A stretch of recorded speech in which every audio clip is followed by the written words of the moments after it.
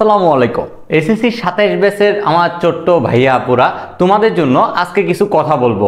অবশ্যই ভিডিওর পাশ থেকে লাস্ট পর্যন্ত দেখতে হবে এবং যে কথাগুলো বলবো এই কথাগুলো যদি তুমি অবশ্যই ভালো করে মানো তাহলে তোমার এইচএসসি যে ছোট্ট যে তোমার এই সেশনটা আছে, আমি মনে করব একটা সেশন তোমাদের জন্য ধরলাম, এই সেশনটা খুব ভালো যাবে এবং তোমার আগামী জীবনটা অনেক ভালো হবে। দেখো ভাইয়া, আমার এখানে বোর্ডে একটা লেখা আছে, ভিত্তি গড়ে তুলুন এখনই। ভাইয়া ভিত্তি জিনিসটা কি? দেখো, মনে করো একটা গাছের গোড়ায় তুমি পানি দিলে ফলন কিন্তু তোমার গাছের উপরে হয়, মানে ফলটা কিন্তু গাছের উপরে ধরে। তাহলে নিচে যত পানি দিবা, যত উর্বরতা জিনিসটা, যত ধরনের জৈব সারটার আছে সবগুলো যত গোড়ায় দিবা ফলন তত বেশি হবে। ঠিক তেমনি ভাবে তোমার এইচএসসি লাইফটার যে ভিত্তিটা, এই ভিত্তিটা তোমার এখনই করতে হবে। যদি তুমি এখনই করতে পারো তাহলে তোমার এই সময়টা থেকে, যদি আজকের এখন থেকে যারা আমার ভিডিওটা দেখতেছো এখন থেকে যদি তুমি এইচএসসি লাইফ নিয়ে চিন্তা ভাবনা করো তাহলে তোমার কি হবে, পুরো এইচএসসি সেশনটা ভালো যাবে এবং তুমি অ্যাডমিশনে ভালো করতে পারবা। এবার ভাইয়া তোমাদেরকে কিছু কথা বলি। দেখো ভাইয়া, এই যে ভিত্তি গড়ে তুলতো, ভাই ভিত্তি আমি কোথায় গড়ে তুলবো? ফিজিক্স, কেমিস্ট্রি, বায়োলজি, ম্যাথ যারা সায়েন্সের আছো তাদের জন্য এই চারটা সাবজেক্ট অনেক মেজর সাবজেক্ট। অনেকের কাছে অপশনাল হয়তো বায়োলজি, কারো অপশনাল হয়তো ম্যাথ। ভাইয়া অপশনাল ধরবা না ভাইয়া, অবশ্যই এই প্রথম টাইম থেকে তুমি যদি ভালো করে ফোকাস করো তাহলে এই চারটা সাবজেক্টে তুমি পাকাভুক্ত হয়ে যাবা। কিন্তু এই চারটা সাবজেক্টে পাকাভুক্ত হওয়ার জন্য কি করতে হবে? কেমিস্ট্রিটা তোমাদেরকে এই সাপোর্ট ফুললি ইনশাআল্লাহ সামনে প্রোভাইড করে দিবে। এরপর আসো ভাইয়া বাংলা আর ইংলিশ।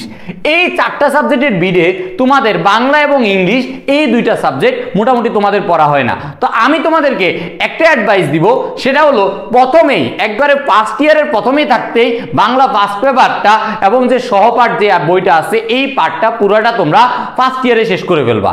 এরপর আসে তোমার আইসিটি ইংলিশটা ভাই অবশ্যই প্র্যাকটিসের উপর ডিপেন্ড করবে, এখানে কোশ্চেন এবং সলভিংটা অনেক বেশি প্রাধান্য দিবা। এবার আসো তোমার আইসিটি। এই সাবজেক্টটা তো তোমরা অনেক মজার মনে করো এবং এই সাবজেক্টটাকে তোমরা অনেক খামখেয়ালি ভাবে নাও। এই জন্য তোমাদের বিগত যারা এইচএসসি 25 ব্যাচের এখন এক্সাম চলতেছে তাদের থেকে শুনলে, যদি কোনো ভাইয়ারা থাকে তাহলে শুনলে বুঝতে পারবা এই আইসিটি সাবজেক্টটা তাদের জন্য কাল হয়ে দাঁড়াইছে। কারণ এমসিকিউ ভাইয়া এত কঠিন ভাগ করছে যে, মানে কঠিন বলতে কি, কঠিন তখনই লাগবে যখন তুমি একটা জিনিস বুঝে না বুঝে পড়ে জাস্ট মুখস্থ করে যাবা। সেম পোলোটা তোমার এইচএসসি 25 ব্যাচের ভাইয়া পুরা করছে। তাহলে তোমাদের এই জিনিসটা করা যাবে না, কারণ তোমাদের হাতে এখনই টাইম আছে। এরপরে তাহলে এই আইসিটি সাবজেক্টটার 6টা চ্যাপ্টার যদি তুমি খুব ভালো করে দেখতে যাও তাহলে সর্বোচ্চ তোমার 3 মান্থ লাগবে। 3 মান্থ, এই 3 মান্থে জায়গায় ইনভেস্ট করে আইসিটি সাবজেক্টটা খুব ভালো করে শেষ করে ফেলতে পারবা।